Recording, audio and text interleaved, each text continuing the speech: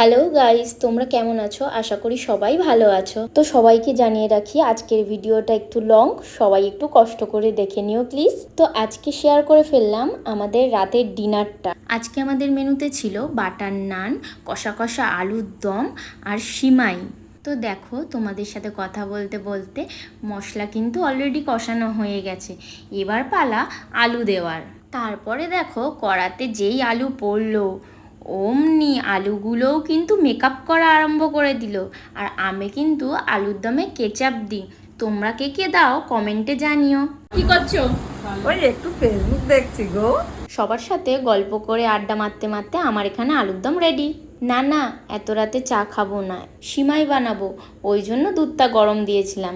তারপর কড়াতে ঘি দিয়ে সিমাইগুলো হালকা ভেজে নিলাম। যেহেতু ভাজা সিমাই ছিল সেই জন্য সেরকম ভাজতে হয়নি, হালকা ঘিয়ের ফ্লেভারটা জাস্ট আনার জন্য।